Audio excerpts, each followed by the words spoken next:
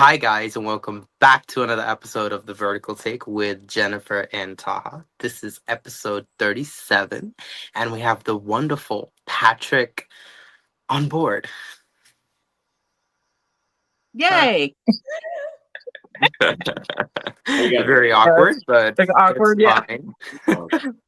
I know. It's I'm all- always like, what do I say? Like, I always just wave. I don't know why I wave. And then my hand is like barely in the frame. It's a vertical okay. frame. Yep. Hence the vertical I take. wave here. Say. So I'm just going to dive right into it, Patrick. What first sparked your love for ballet? Well, my mom is a jazz teacher. So Mhm. I started dance with my siblings, and like all of us danced. Like it was a family thing. Everybody danced. Mhm.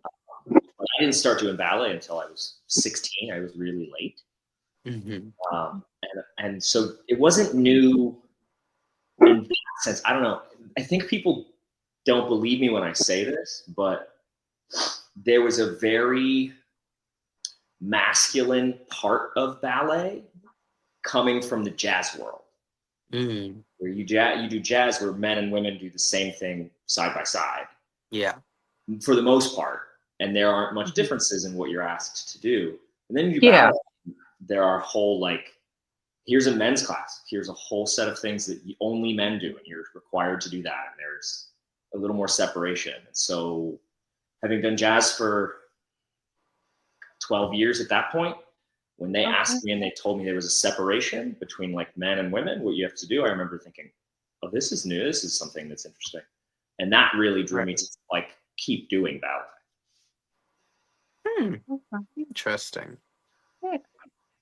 So, can you share a memory from your first professional performance and the emotions you still carry from that night? That's hard because when you dance like your whole life, I remember reading that question and thinking, what even was my first professional performance? Right? I don't even remember. I started doing competitions when I was like 6 years old. Oh, wow. Jeez. Okay. We really were a dance family. I'm the youngest too, Yeah. so I followed. And so I remember my first really large performance, my first ballet. I remember doing it in ballet school. I was in Santiago, Chile, the National Ballet School of Santiago. And it was Pinocchio. Oh, okay. It was a full-length version of Pinocchio. Oh, wow. Because it's a fairy tale, it's a children's story. Yeah. And I remember it's my first time. We danced on the stage of the National Opera House in Santiago. Is a giant 18th century opera house with like multiple balconies, seating, and a giant fresco on the ceiling and like red velvet seats, and the biggest stage I've ever danced on. Oh, wow. Somebody's dog was like, yeah. Right. It's a huge stage. I'm only 16. I'm 16. And I'm at the very end, and I had made them. I was so excited that I like pushed 110% the whole ballet. Like I was dying. I tried to be too hard. And there's a step I have to do, this really giant circle, and it's on this huge stage, and I was running out of energy. And I got to the third like turn, and leaned in really and just fell, and rolled on the ground and got back up and kept going. You kept going. Circle. And then by the time I got to the wing, I'm supposed to do one more jump before I go into the wing. And I was so tired that again I fell, and instead of jumping into the wing, I rolled on the ground. Oh no! And it's a fun. I was Pinocchio. Like it's a fun ballet, so it wasn't a terrible thing. I didn't get hurt. But I remember thinking, like I had to figure out how to calm down because it's this huge stage, and there's 1,500 people there, and Whoa! giant chandelier. I didn't know how to calm myself down, and used all of my energy in the beginning of the ballet, and barely finished the thing. So it was probably Oh my God. my first like. Whoa! Oh my Nerd. God. Wow, that's crazy. Yeah. Whoa. So you've danced both classical and contemporary works. Which feels most natural to you, and how do you shift between the two? Well, I don't know. I could say which one feels more natural. I mean, Right. I started doing what would be contemporary work as a kid, but I then went to do classical ballet, and I stuck really to trying to do classical ballet for the better part of almost 2 decades. Hmm. So I now very much am much more comfortable in a classical ballet. Um, but preparation wise, classical ballet usually comes with a story. Usually comes with Yes. a narrative. There's always a story behind dance. Yeah, and some contemporary ballets they just don't. It's movement, and that's so that usually dictates if there's going to be different preparation. It's like, Yeah. is there a story to follow? Is there a beginning and an end to, or is it just about the physical preparation and the body? You know, that's usually the difference for me. I really like classical ballet as a performer. It was fun. The challenges were fun for me, so I always leaned that way. I did contemporary, but like classical ballet was fun. Yeah. It was hard. Ballet Okay. is a very interesting form of art. I've seen a few ballet dance performances in the UK when I was younger because the school that I went to there, they had a ballet team, and every year they would do, like in Christmas we would do the nativity, and right after the ballet team would come on stage and they would do a piece as a farewell. Yeah, it was very interesting, yeah. But very interesting form of art, yeah. I mean, for us in the States, it's just Nutcracker at Christmas. No, they don't do that in the States. I No, they know. don't. It's an English thing, I guess. Yeah, that's a During the very nativity. American. Yeah, yeah, yeah. We just Yeah. I think I was just shepherd once in one of those plays. Yeah. And then in sixth grade, I think I was one of the wise old men who came with gold and frankincense, that's and a step up, yeah, it was a step up. Oh my God, yeah, it's yeah, nostalgia. right? Mhm. So, how did the transition from ballet to acting in vertical films come about? Are you now? Let me ask. Are you still doing ballet and just like no? Okay, so you're Um, completely out of it. I Okay. officially retired this last June. I had Okay. oh, okay. more performances, and I kind of swore off really performing, doing any ballet, unless Yeah. it's for something worthwhile. Uh-huh. I'm old. I'm every day. Like I can't be on my tippy toes for much It's longer. tough on the body. Yeah. So I technically am done, Okay. unless something really big comes around. If anybody, Yeah. Right? Let's do a whole ballet if there, vertical. somebody wants me to dance in a movie, like I'll probably say yes. Hey, I've been shooting for a musical. A musical vertical. We could go and tie in some ballet. Like, I'm surprised. Verticals are perfect for them. You have one episode leads up to a musical number. One episode's a musical number. The next one talks about everything that deals in the musical number. I think it'd be perfect. yeah. Somebody And then said, they have, and then for the Chinese aspect of it, they have shenyan, and they have a lot of Chinese dances that's very similar to ballet. So that cultural aspect can be tied in, for the big guys, the clients, and all of them who are behind the scenes. yeah. Yeah. Pitch So something. Let's see. how did you go from ballet? Like, what got you from ballet into the vertical world? Because they're completely different. Yeah, it's kind of that's a long trip. That was a long trip to the vertical world specifically. But the long and short of it is I got hurt. Okay. That's it. Mm. I That'll was do it. dancing at Boston Ballet and had a bulging disc in my lower spine. I was doing, we were Nutcracker. We did 40 some shows in Nutcracker, and I was jumping and doing all these things, and I landed really hard. kind of, I wouldn't say quite with straight legs, but I didn't really absorb my landing, and I think it really kind of compressed my spine. Yeah, that put pressure.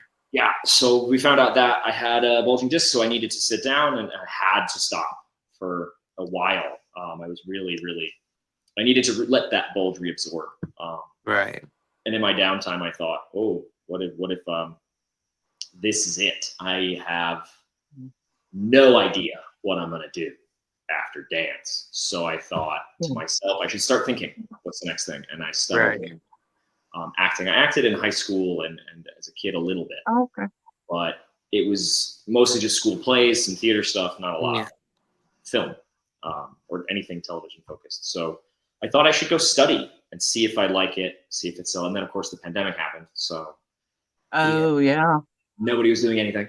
So it took me a long time. So I kept dancing. I was able to come back. I had 3 more really, really good years, almost 4 years of dancing after that injury. So I was happy to have been able to come back. Right. But that whole time, I was training and trying to study and get into film and things like that. And then as far as verticals go, I just stumbled into one. I really did. I found it was on Actors Access, and I was like, I don't know what a vertical mini drama is, but it's acting like anything else, so I'm going to try. Auditioned and got that part, and then on day 1, like I showed up on set, and everybody was like, "Do you know what this is? Do you know what a vertical is?" And I was like, No. And they had lied in my audition. Oh. They said, do you have vertical experience? And I said, a little. I didn't. But it's okay. I figured it out really fast. Of course. I think it's the same as regular film. The main difference is it's short, snappy, a lot of pages. Instead of 4 or 5 pages, you're doing like 15 pages per day. And the camera is not horizontal, it is vertical. You gotta hit your mark so you're not like this. I know.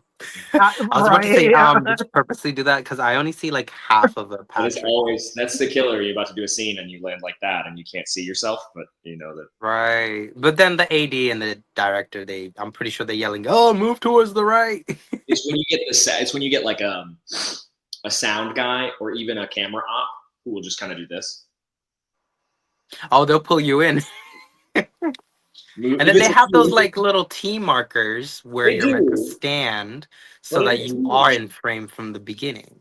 But if it's really, really tight, the difference can be your weight on your right foot or on your left foot. It can be really small. So my favorite is when you just get a little bit of the pinch and somebody pulls you in.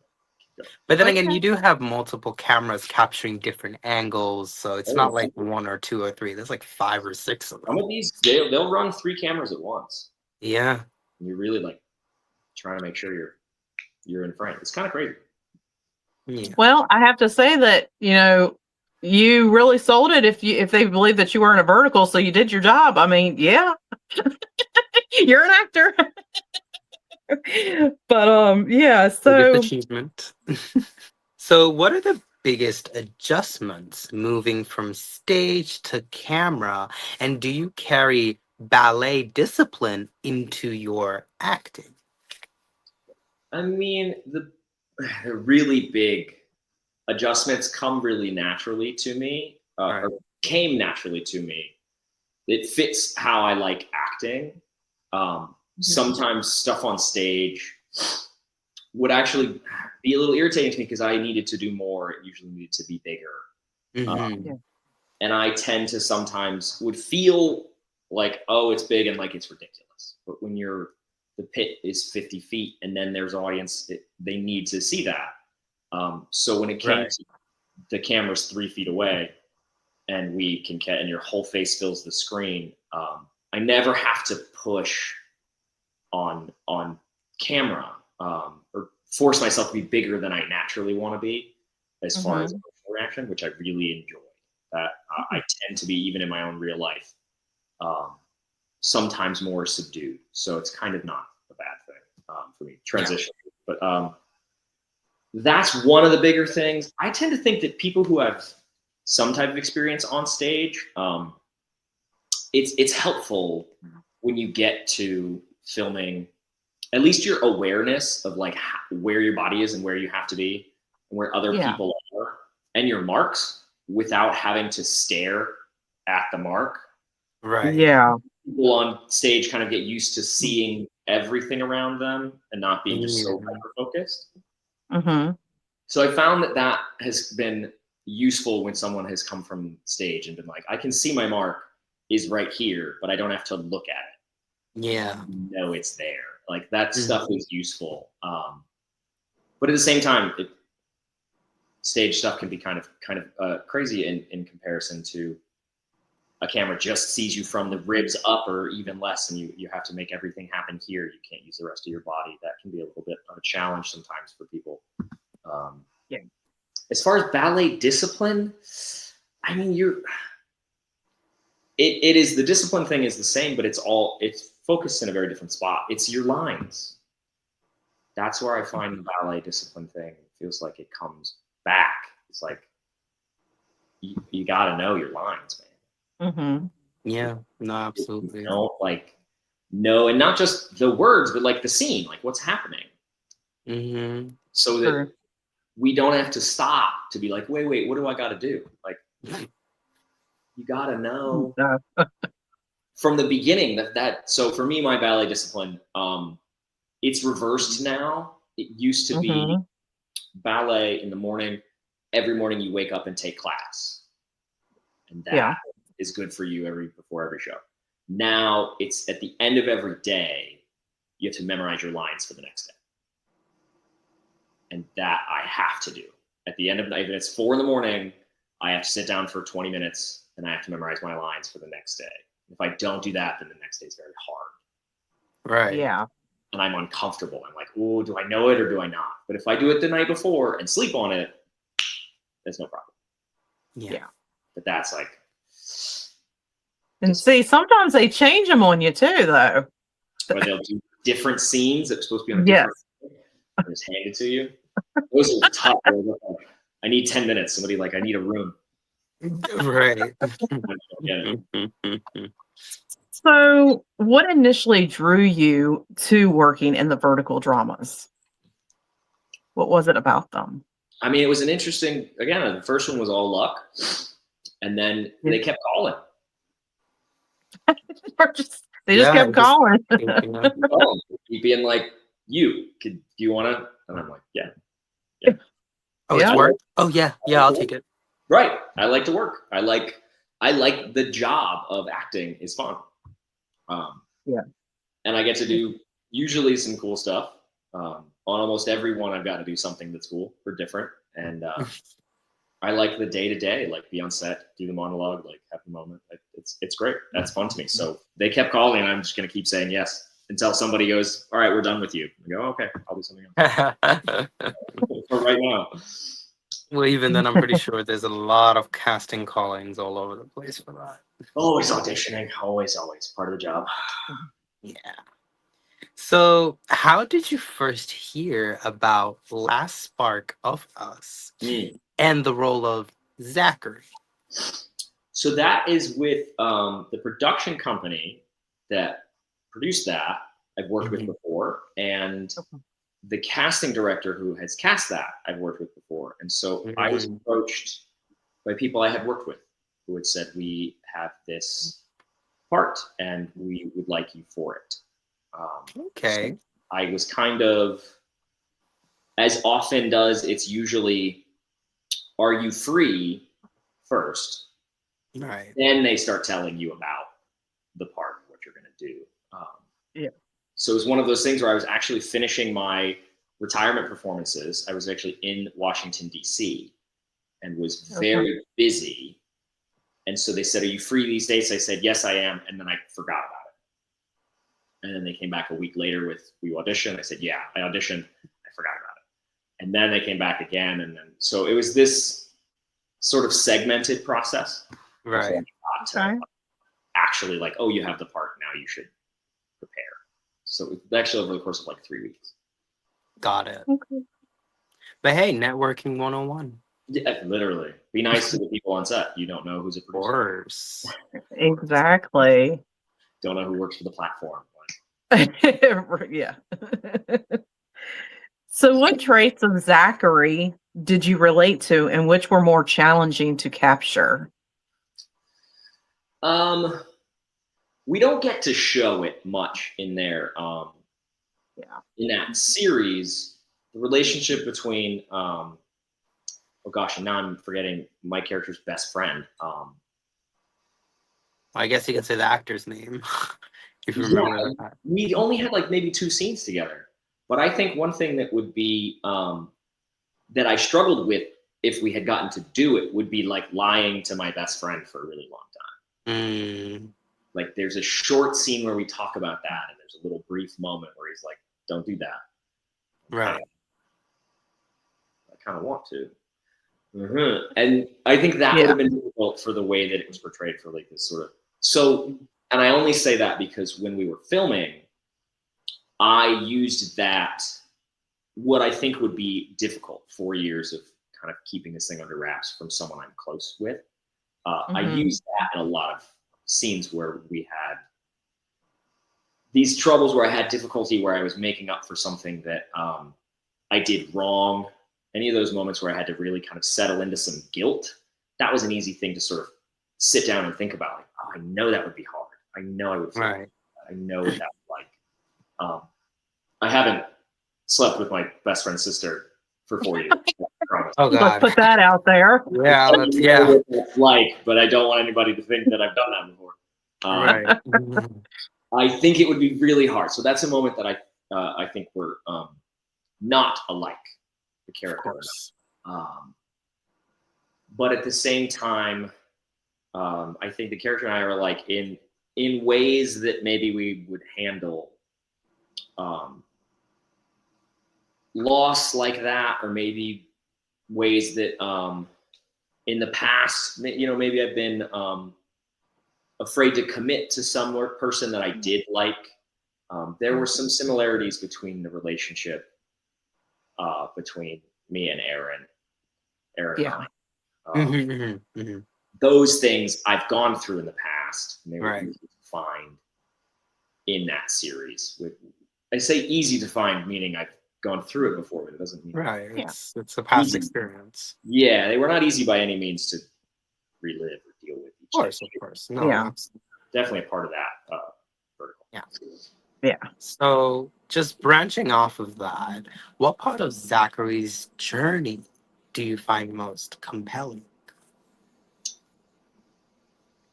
I think one of the struggles that I related to a lot, was this desire to help someone else. And I found it compelling that there's a person he cares about so much that is unsupportive of that, there's, it puts you at odds with a woman you love when you're also kind of trying to do the right thing, or what I think is maybe the empathetic thing, to help someone with their son, someone who maybe they're in a worse relationship. Even if you no longer have feelings for that adult, that other human, you're dealing with children. Anytime you're dealing with children, there's just such a desire to help out. Yeah. Like, it's serious, but to make light of it, the young actor who played Summer's little boy, super good kid, good actor. But there is a scene, and it's in the trailer, I think. He looks up at me and he's like, "Please don't leave us." I can't remember what line it is. And he gave me a hug, and he's supposed to be, he's kind of crying, and he's like, "Please." And I was like, "Dude, you're gonna make me cry. Like, Right. stop." I have to be like, "Do you need help? Do you like?" Yeah. But it makes me really sad. Of course. So that, I think, was the most compelling part of his characters, trying to do the right thing and not really being given support. And then we get to the whole misunderstanding, which I would handle much differently, but I'm not him. So Well, yeah, of course, fictional character.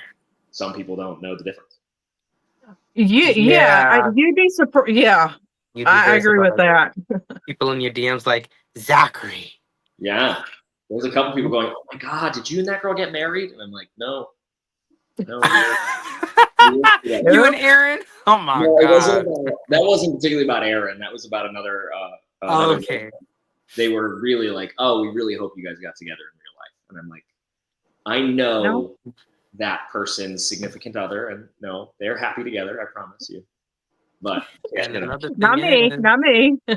right. Mafia boss characters are intimidating. How did you balance Simon from tempted by mafia boss darker side with his romantic side?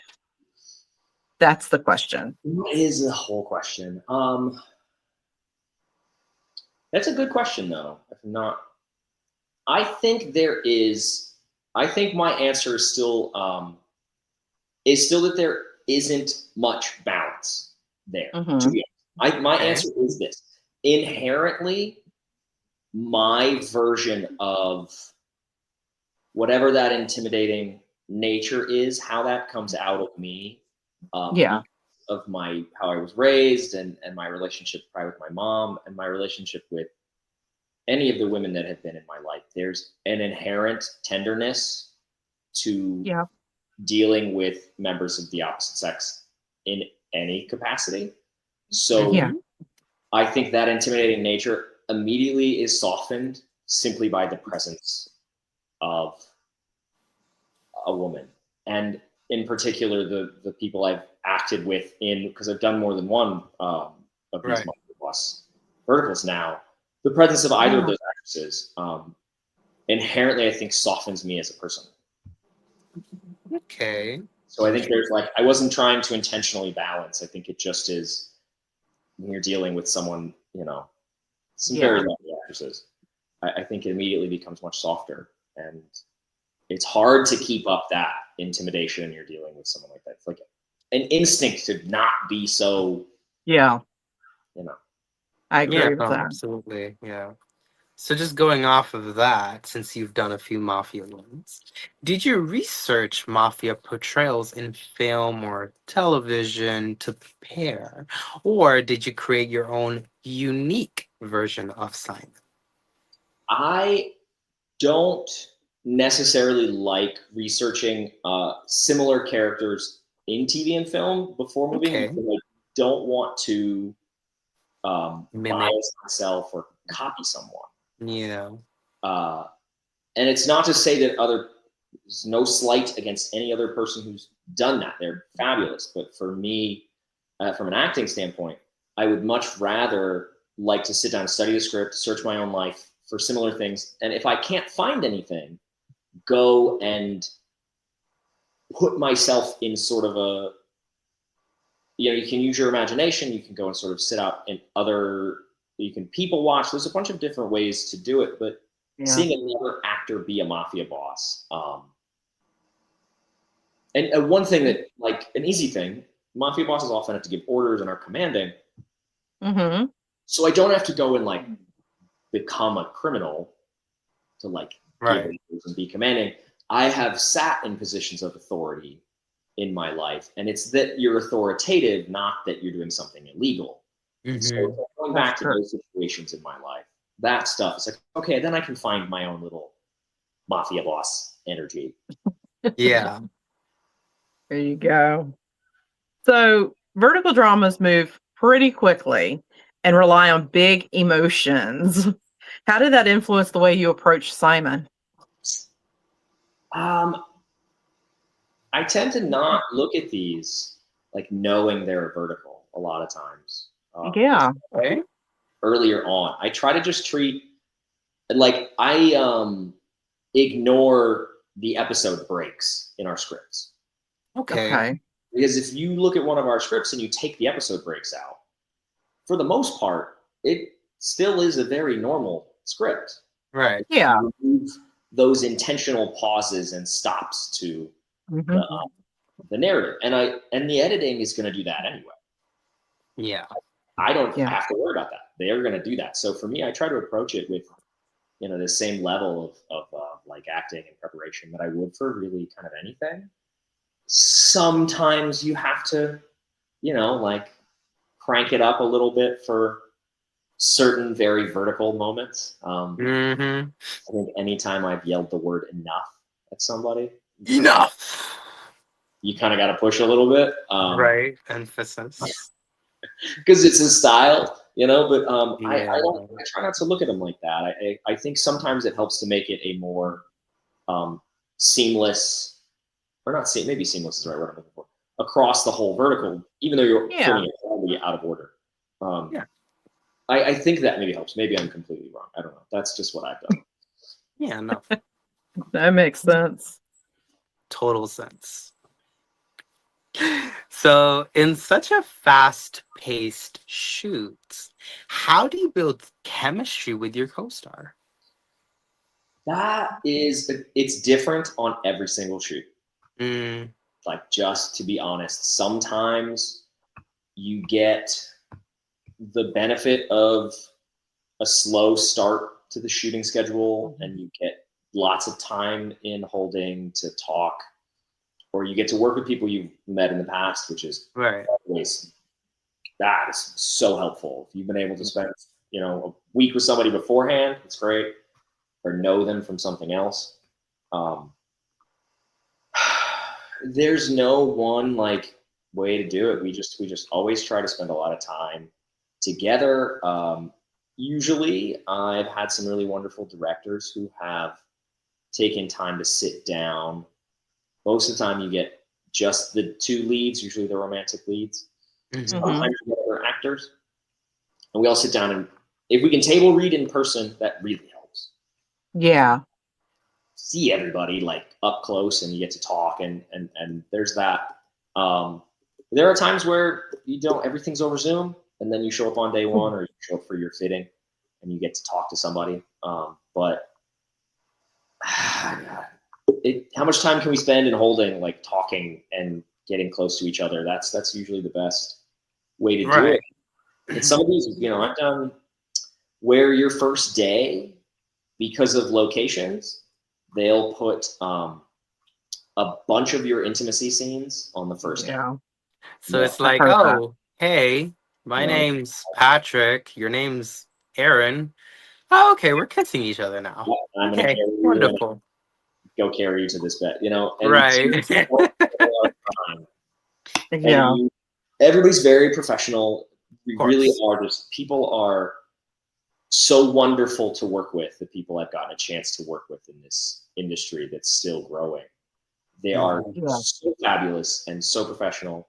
But there are some times where that's just your first day, and you get really comfortable really fast. Yep. What do you Kind of have to. Yeah. Yeah. Part And of by the the end job. of the shoot, you're great friends. So Yeah. Yeah. what do you do? Yeah. Oh. Who are some actors you no, I Do it completely again. blanked out Do there. it again. Who are some actors you admire or dream of working with? And it doesn't have to be in verticals. I remember I really admire Tom Hardy. Okay. Tom Hardy? Okay. He's the one that comes Yeah. to mind. I was a big fan of him even from Black Hawk Down, Okay. early stuff that he did. I was a big Yeah. fan. And he's a guy that I think I watch a lot, especially when you think about sort of those mafia bosses with those sort of intimidating characters. Watching interviews of how he is prepared for things like Taboo. I don't know if anybody remembers that series. I've heard of it. Played a very interesting character that he talked a lot about the animal work that he did for that, some of the stillness elements he did for that. I admire a lot of the guys' work there. Yeah. And then,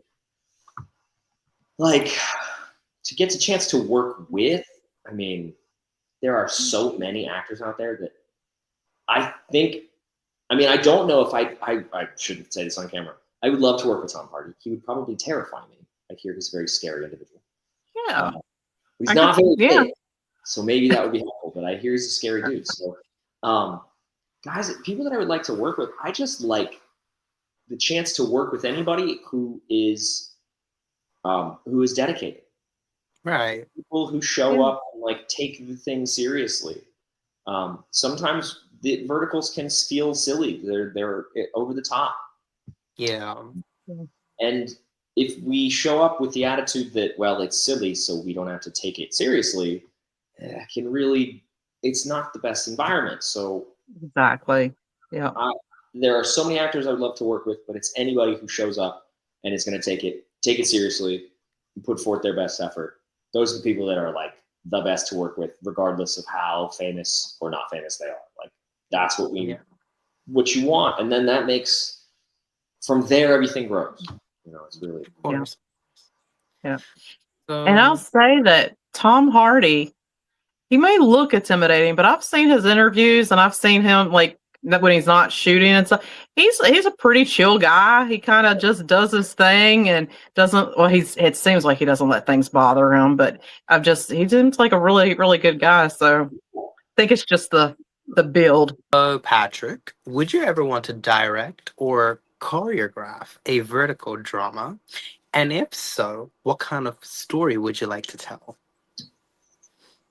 It's a good question.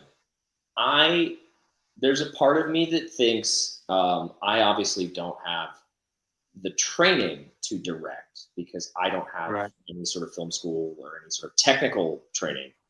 But I do think that one of the jobs, the very important jobs a director does, is simply communicate with every department and get everybody on the page, moving on board. And I think that's something that I actually would be comfortable doing. So maybe it would be something that I would have to, have a really, really solid DP that I would be, that would be my eyes. Whereas with all of the technical elements, I think it could be really fun. I think there is so much planning on the fly that directors have to do that they're almost not given credit for. Yeah. And on verticals, we talk about pacing is already at lightning speed for what we do. And directors have so much on their plate already. And then they're coming in and they're on the fly. Where are we shooting? This is the corner we're going to try to shoot in. All right, we're going to block all of this. And we have all of this to get in a small space in a small amount of time. So I think it would be interesting. I've maybe started to put some thought into writing some verticals. Okay. So there is something there. I think that there are maybe some other genres that we could really explore that would work for. I love that there's a couple of mysteries that we're starting to get some sort of tension, some suspense that we're trying to kind of cultivate. I think that's something we talk about. You need a sort of hook, something in each of these episode breaks. Mystery, sort of. That's a great idea. That would work for our audience, and also maybe be a change for the genre. So I think that would be an interesting. Yeah. It's well written enough to be something that could be some tension, some mystery there. I think that would be kind of fun. Yeah, of course. I definitely can imagine it. What is a hidden talent fans might be surprised to learn about you? Oh my gosh, I saw this on this question list, and I don't know. All of my talents are in ballet and acting. I don't do other things. I'm so like chill. I don't know. You're not vanilla and boring. Come on, there has to be something in you. I do. I don't know. I like camping. I like arts and crafts, that kind of stuff. Like building some stuff is fun. This is one thing that I think maybe it's going to always sound crazy. I'm I really like stunts. I've talked about that on more than one thing. So I like stunt work. So I've been to a couple of workshops and done some training, and took a class from a fabulous guy named Jake Gwynn on whips. Ooh. Whips. Okay. Like the whips they use in BDSM? Like the whips they use in Indiana Jones. Okay. Got it. Let's go there. And that's why I had to preface this with stunt work, because everybody goes that direction. And I was obsessed with the Castlevania series for a little while. And video games, and then as well Netflix's animated series. And the lead characters in that, one of their weapons is a very, very long whip. Long story short, I basically sat down after talking to this instructor and learned how to build whips from scratch. Ooh. Oh. So interesting. I have a couple of whips that I've built. And they're like, the longest one I think is 6.5 feet long. So that's maybe my strange talent that I need. Like, think Indiana Jones. I don't think that is strange. I think that's a really cool talent. I know Indiana Jones.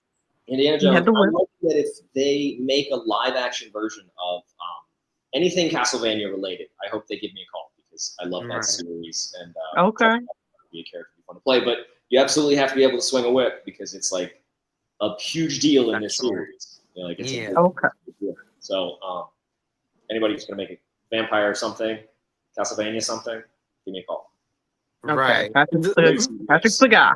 We'll put your actors access link and backstage link in the Right, description. Right. So, Patrick, when you're not filming, where can one find you? Well, lately I've been a bit of a homebody, to be honest. Right.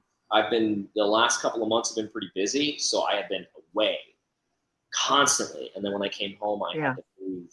I had 4 days to move my apartment. Oh. So I was like, it was a bit of a mess. I was a bit stressed. The last probably 5 months when I'm not filming, I'm trying to be at home and trying to decompress, and I'm playing Xbox, or I'm like trying to do yoga. I'm trying to like just relax a little bit. Yeah. When life is moving kind of at a normal pace, I guess I really sort of, I can't wait for it to get cold here in Atlanta so I can go camping. That's another thing I'm gonna go off and do. That or like a good dive bar and some live music. How do you celebrate after wrapping a project? Is there anything special you do? Do you guys want like the fun like public answer or like the kind of serious personal answer? Oh. He's gonna say I just go to sleep. No, nothing that kind of boring. Food is usually how I celebrate the end of one of these verticals because everything is the morning is like whatever I can grab before I get to set because call times are early. I don't get to pick what we have for lunch. They bring us what the food is, and the end of the day is whatever I can eat and get to bed quickly because it's long. So usually either the next morning or that night, depending on when we wrap, it's like, let's go get some really good food. Let's go find something we can all sit around and gather as a group and enjoy like together. Something we picked. It's really good. That's usually the way we celebrate. Okay. But the other honest answer is after one of these things ends, the world gets really quiet really fast. Yeah. You do 13 hours a day with people. You're never alone unless you're changing costumes. Yeah. You do that for a week or 10 days straight. And then everybody, there's 2 minutes of cheer. Yay, we wrapped. You take pictures, you talk, you get people's Instagram. And then you get in your car and go home. Yeah. Like silence. And the world feels very quiet for like 2 days. Right. Yeah. And that's usually how these things feel at the end. So when we get a chance to hang out with with people from the vertical afterwards, or if it's like in LA or New Jersey or China or Vietnam where we're away from home and everybody doesn't have to get up on a flight the next morning at 6 a.m., it's really nice to go out and hang out together, just not at work. Like that's when we can get it, those are kind of special because everybody gets to decompress, and that's kind of nice. Yeah, no, absolutely. A steak after 12 hour days, like oh yeah. New York or ribeye? Ooh, I like ribeye. I like the fatty part of it. Well, I am from New York and I am in New York, but I don't know. I'm a skirt steak or a NY strip. Yeah. Kind of guy. And everybody's got their preference. I like that. Yeah. I like that gristle a little bit. I came from that. Medium rare? Yeah, not quite rare. I like medium rare. No, medium rare for me too. Yeah, perfect. I want that like crust on the outside. Yeah, still retain all the juices and stuff like that. Maybe I'll get a steak tonight. I was thinking that. I was like, you guys are making me want to get a steak. Right. Okay. Well, so now that we got the questions out of the way, the next thing we're going to do is the 2 truths and a lie. The score is 10-16. Oh, you guys are keeping track. Oh yeah, this is a Yes. competition between me and Jennifer. Oh my gosh. Here are my 2 truths and a lie. Okay. I was once almost arrested in Austria for a joke where we were pretending that we might jump off a bridge. We were maybe I mean, that's not funny, but concerned that we were Austria. going to maybe other people had jumped off that bridge and unalived themselves. Oh my God. We were Okay. concerned we were doing that, and we didn't think anyone was going to have a problem with it. And we may have gotten sort of apprehended. I have, there are 4 people in my family that are all born on the same day, and none of us are twins. Okay. okay. Not all Okay. blood related, but we are all born on the same day. There are 4 of us. Oh my God, what was the third one? Oh, right, that one. Well, shit.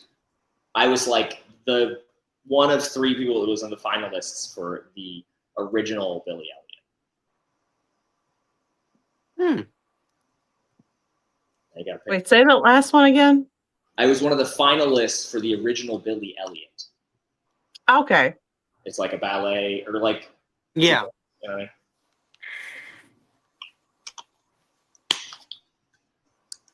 Oh, yes, I've got you stumped. Maybe. I'm just gonna go for number 2. Like, I seriously do not know. I'm gonna say number 3. It probably was though. Who knows? Because yeah. I'll say number Okay, so 2. are you locked in? Yeah. Okay. Yep, we're locked in. You can tell us now. Okay, so you're going with number 2 and you're going number 3? I'm going with number 2. She's going for number 3. Okay, gotcha. Okay, well, Jennifer's right. I was hoping the background was like going to get you on that one. But no, so yeah. But it was because it was so simple. I felt like it was like not going to be. I have told you a long story about the audition process and everything. Right. I was in Austria. I used to dance at Salzburg Ballet, and a friend of mine was like, we were on this well-known bridge in Salzburg, and he was like, he was like kind of faking like he was going to jump over the bridge, and we were all just kind of laughing like, Yuri, that's fun. And we turn around and there are 4 cops, and they come and pick all of us up, and they take us to the station, and they interrogate us for almost an hour. Are you trying to kill yourself? Is your friend okay? Is that what you think that's funny? And we were like, oh my God, no! Like, it was such a joke. They did not think it was funny at all. So we really got in trouble for that, which is crazy. Wow. Myself, my older sister Hillary, my younger sister Janelle, and my stepmom Pam are all born on the same day. Oh, so including yourself. Okay, so that's yeah. It was the fucking different years, but the same. What is that? What day? What lucky day is that? March 19th. March 19th. So yeah, my sister and I, Janelle, we're step siblings, right? And we're born only 2.5 hours apart. But we're born on the same day. That's crazy! Wow, down to the hours. Like my dad married my mom, had the 2 of us, myself and Hillary, born on the same day. And he remarried a few years later, like 5 years later, and he married a woman born on that day with a daughter also born on that day. What a coincidence! Like and he had no idea until they, started to date. And you're kind of like, really? You managed to find the only one? Oh well, hey, you can just throw one party and one cake and have everyone's name on it. March birthdays, like it's all one. Everybody, we have a big group chat. We all talk to each other in the morning. Like it's, we have fun with it. My dad is broke the month of March because he's just got a lot of birthday gifts to give out. Well, hey, at least you can say that I actually have to give out a birthday message on my birthday because normally you receive the messages. I always wake up in the morning and have to be like, hey, happy birthday. They're like, happy birthday to you. To like 3 people. We all know. It's a formality we do like every year. Right. That's awesome. Well, congratulations, Jennifer. And congratulations to everyone else who got that right. I guess I'm a sore sucker loser, but hey, I lose in style. Moving on. Rapid fire. Are you ready, Patrick? Okay, 2.5 minutes on the timer going now. Do you like sushi? I love sushi, but I'm allergic to shellfish, so I have to be careful. Hmm. Do you like karaoke? Only if it's country. Okay. Do you like milkshakes? Ooh, there's like a mint chocolate one that comes from what is it? It's not Steak and Shake, but it's one of the ones in Boston where you can get. It's a mint milkshake with chocolate chips in it, and it is like it's the best. Got it. Not from Boston, but okay. Sounds good. What's your favorite Disney movie? Hercules. That's a good one. Yeah. Do you prefer cooking or takeout?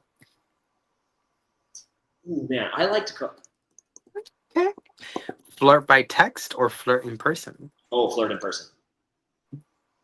Do you like thunderstorms? Love that. I used to have an apartment in Cincinnati with the like fire escape. Could sit in there safely and just watch thunderstorms. Yeah. Right. Who's your favorite cartoon character? Cartoon character. I haven't watched cartoons in so long. Oh my gosh. I think it's probably Trevor Belmont from the Castlevania series. I think that's probably Interesting. I thought he was going to say Stewie from Family Guy, but okay. So I think I know the answer to this. Beach date or rooftop date? rooftop. Rooftop. There we go. Yeah, the escape chute give it away. Do you like challenges? Yeah. Come on. Who doesn't? Okay. Would you rather explore space or the deep ocean? Ooh. They're equally terrifying. Let me just stay. I will stay on the surface of the planet. Right. Keep your ass on Earth, right? Yes, please. Sorry, SpaceX. What's your favorite travel memory? Oh my gosh, there's so many good travel memories. I was once on a trip to China. I was 18, and we went. It was supposed to be a short bike tour around like the mountain that was outside of this town we were in. I think we were in Yangshuo, maybe. It was a little town. And, Yes. It starts raining.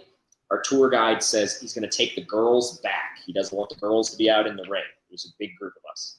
Okay. He says the boys can keep going. I don't know why he thought that was a thing. The girls were a lot younger than we were at that time too. I was 18. They might have been, 15 and 16. Yeah.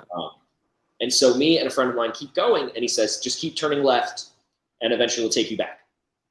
We made a wrong turn, and we're soaking wet, and now we're gonna rice paddy. Like the trail got smaller and smaller and smaller. It was a road, and then it got smaller and smaller into a bike trail, and then it disappeared. And we went around a corner, and there was like somebody's ox was grazing in a field. Like there was no fence or nothing, and we were 10 feet away from this ox, like on bikes. Just kind of creep back away from this ox in the middle of with no phone, no nothing. Oh no! It probably could have ended really poorly. Right. And we got back. It was still raining. We got back like covered in mud, but it's one of the most vivid travel memories I have. Yeah. 18 in China. It was a good time. Terrifying, but it was fun. Oh, I can imagine. Oh my God. Well, do you like camping under the stars? Yes, I love camping. My mom sent me a telescope for my last birthday, so I got to sit down and do some stargazing. Oh. Right. Which I Beige or navy? Ooh, I think I might go beige. Yeah. Hence the shirt. Do you like live theater? I haven't really been to live theater in a really long time. I think I would prefer a movie. Okay. Frozen yogurt or ice cream? Ice cream. Yeah. Okay. Organized or messy? I wish I could be more organized, but a good portion of it is pretty fucking messy. Do you like ice skating? Every now and again. We do it every time I go out to Colorado and visit my brother. We always go ice skating, but it's always around Christmas. Right. It's Yeah. been a long time since I've got to go ice skating. There's something special about ice skating during the holidays. Yeah. Yeah. I normally do it at the Rockefeller Center in New York City. So. Oh, very cute. Yeah, definitely. Coke or Pepsi? Ice cold Coke. Ooh, yes. Lots of ice, just a little bit of Coke, like that. Yeah, well, if it's well chilled, then I don't need ice, but definitely it hits different with the ice. Yeah, cold. Oh yeah. Do you like spicy chips? I love spicy. Spicy works for me. Slow dance or dirty dance? Slow dance. Random flowers or spontaneous gifts? Ooh, I give flowers. I think it's an old time. I think it's a forgotten thing. Like on somebody's birthday or on someone's, like I'll bring Yeah. flowers to a party. What's your favorite ice cream flavor? I'm sorry, my favorite what? Ice cream flavor. Oh, mint chocolate chip, for sure. Classical or contemporary? Classic. Absolutely. What's your favorite actress? Or who's your favorite actress? Oh my God, there's so many to choose from. Alison Brie. Okay. What's your dream country to visit? I have traveled a whole boatload. Right. So I am missing only. I haven't been to Australia, so I'll call that right. I'll call it Australia's the only one. Down under. Yeah. Hot chocolate or iced coffee? Iced coffee. Do you enjoy teamwork?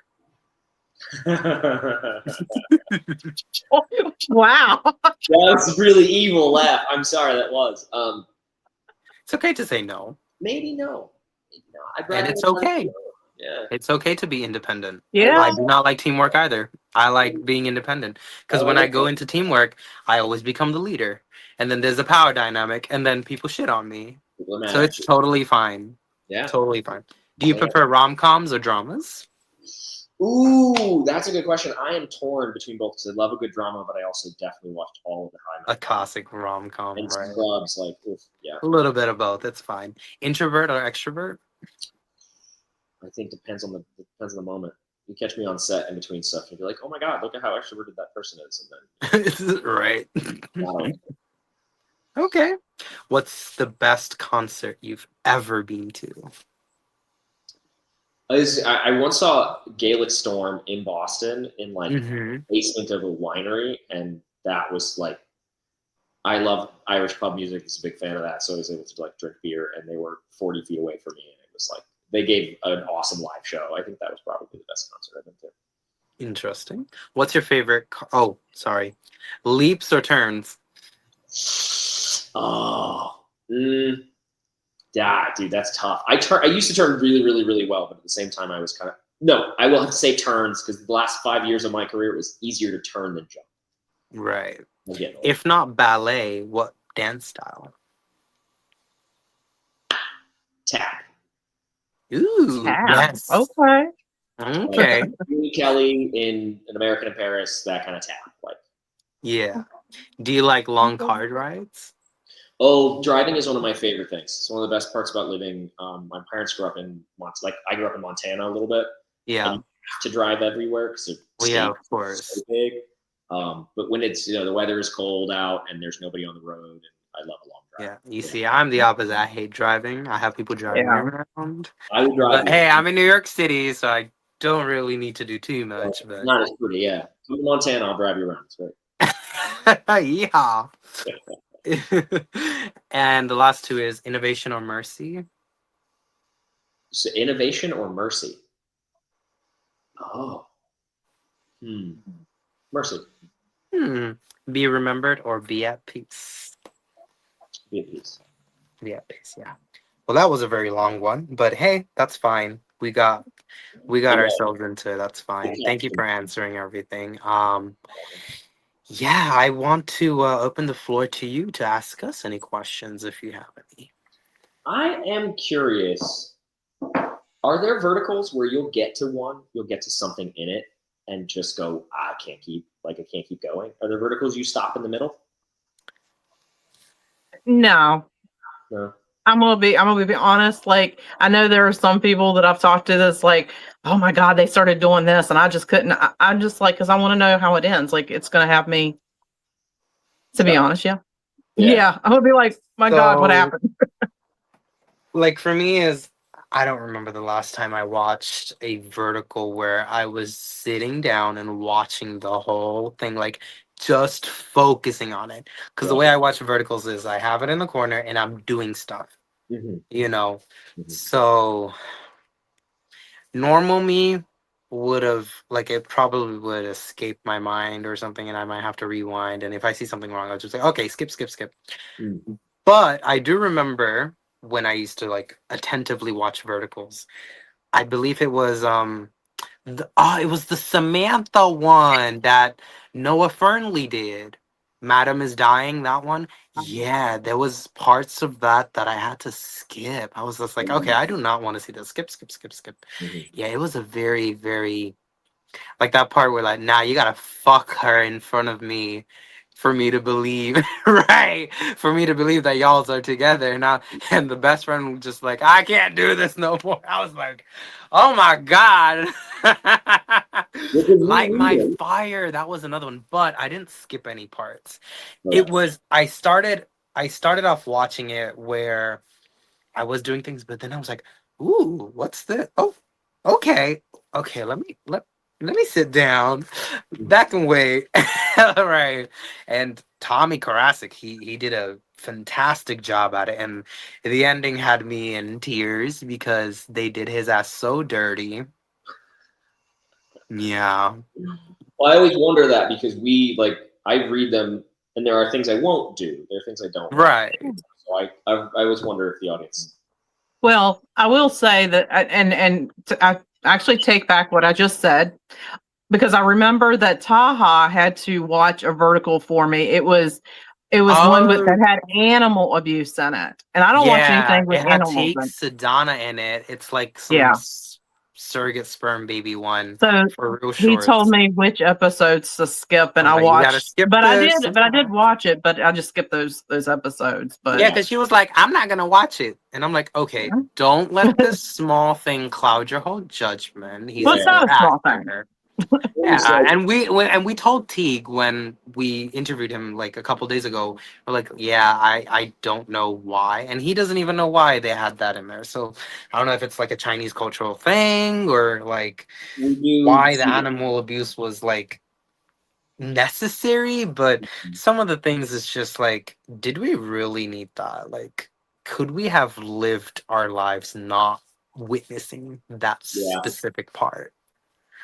You know. Those things sometimes in a script you'll go, is it worth doing? But you guys do have negotiating power, so you Uh, can like, take out some parts, you know. Depending So on that's a good thing. how much production is committed to you being that character. Yeah. Yeah. There are some things that are difficult to remove, but I always wonder. On a Yeah, at least lighter you note, try. I remember there was one of the mafia ones. A cat does die. Nobody kills it. It like we see It's it in just one dead. scene, and then we find has been killed later on. Like it's not abused or anything. Um, Yeah. but there was a scene where we find it and we're like petting it, and they brought an animatronic cat like on set, What? and they didn't tell me that like if you pet the cat, it's one that's basically for like for sort of older people that like can't take care of a pet but still want that same sort of. Right. Okay. So if you pet it, it reacts. It like makes noise and it moves. You did not tell me that.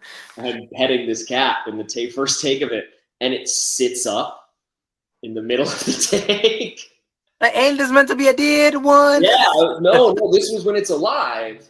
Okay, okay. But they didn't tell me that like the robot cat was gonna like sit up and like meow at me. I hopped off my chair so fast. Oh my god! Oh my gosh. Holy shit! New take. Scared the crap out of me. Wow. On a yeah, that was a wild day. It's like, oh, thanks for the warning, guys. They're like, we thought. Right. Well, now it would have really been bad if it was supposed to be dead, and all of a sudden It just hops right up. Oh my Worse. god. Yeah, it it's a miracle. It's It's a alive. oh my god. I'm trying to think. I wonder if there are any other questions I have for you guys. Did you guys watch a lot of these? You're in Yeah. the sphere of like people who know what's going on. Are you seeing any Yeah. trends with newer things that are coming out that are changing about the industry? Are you catching on to anything as someone who watches a lot of them? Well, Well, there have been controversies about the toxicity, like that's been very widely spoken Mhm. among the vertical, well, I call them vertical girlies. Mhm. But I do like the fact that there are some new verticals coming out that are totally different. Like they don't seem like they're verticals. Like with Candy Jar and Vigloo and Drama Box is getting there too. And yeah, with Love and Blood coming out on Vigloo, not Vigloo, Real Shorts very soon. That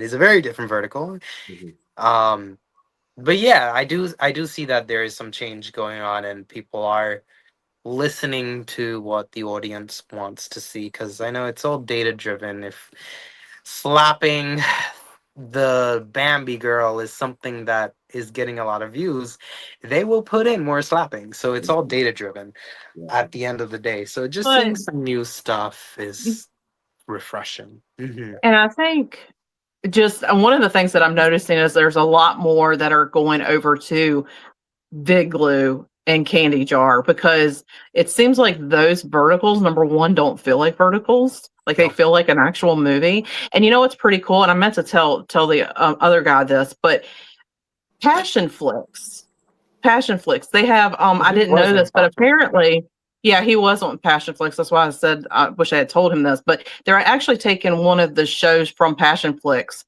and putting it onto Vigloo, but they're turning it from a horizontal into a Into a vertical, vertical. Oh. which Mhm. I thought was pretty awesome because Passionflix it's not a vertical app. It's just a it's horizontal. Do you know what I'm Whoops. talking about? Passionflix. Okay. Mhm.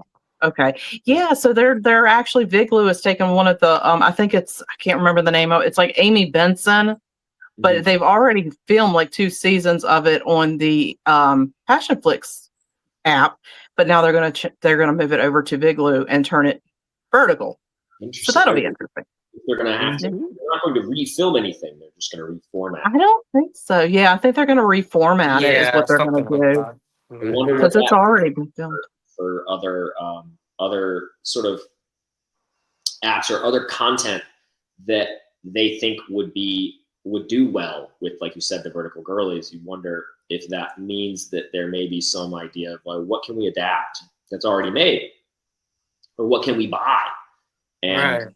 reformat for this other audience that maybe wouldn't have seen it. Like Passionflix is a different app. Like I wonder if that will open up any other door for already filmed content to be. Well, Mhm. and something else and I wonder is I mean, Passionflix has got some steamy scenes in it. Like Passionflix is not like a vertical, like it's got some steamy stuff in it. So I'm Right. wondering if they do transfer it over to these vertical apps, how it's Really. going to do because I mean, now I have noticed in a couple verticals that they have showed male nudity, like the back end, which I'm kind of surprised because like that used to be like a no. I've seen it in like 2 different.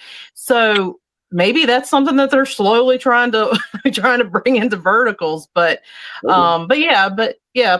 So I think if verticals could go and stick to the formula that like Vigloo and Candy Jar are doing, Mhm. it'd be it'd be amazing because it's just there's not a lot of toxicity in those verticals.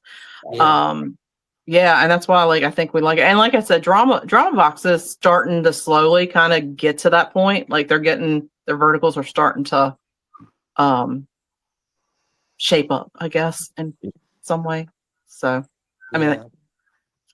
but yeah, I think Again, like that's you said, pretty it's data driven, so whatever's going to do well is going to be the direction. Exactly. That's why you have the same story retold 50 million times, as it feels like. It's probably 5 or 6, but But it is, they go with what works. So if we can get that of something, course, because at the end of the day, they don't want to take a risk. Exactly. Cutthroat capitalism. Right. I see this going off the rails. So, Patrick, thank you very much for joining us today on the Vertical Take.